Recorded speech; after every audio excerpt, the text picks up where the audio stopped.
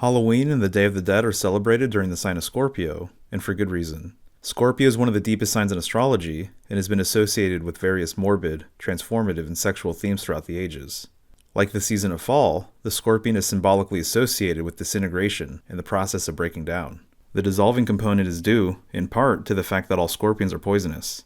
Some species have venom strong enough to kill humans and are widely feared. Appropriately, the word for scorpion in some languages translates to oppression, backbiter, and even war. Scorpions are built for battle, which makes its classic correspondence with Mars, the planet of war, more than fitting.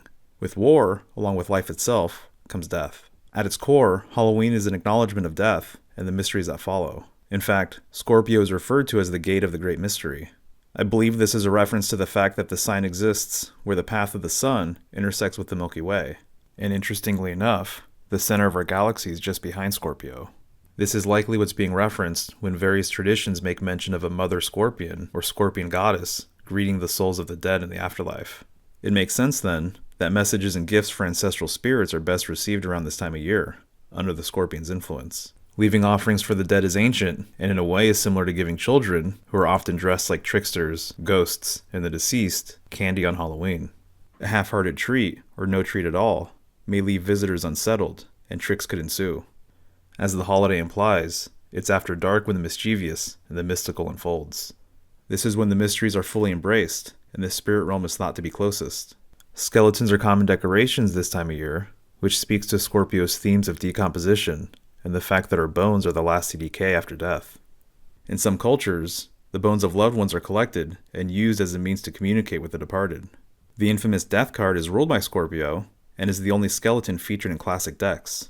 One tradition suggests that death never be referred to by name, and the card is often printed without one. Death is often shown with a scythe in a field of severed heads and limbs. This is a reference to the never-ending harvest of souls on Earth that corresponds with fall, the season of harvest.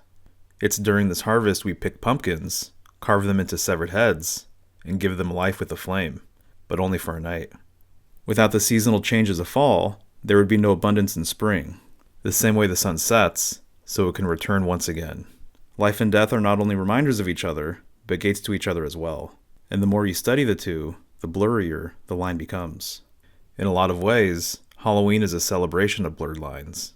It exists at the symbolic crossroads between fantasy and reality, the sacred and the profane, the living and the dead. It's a time of year where gateways open, worlds bleed through, and whispers can be heard from the other side.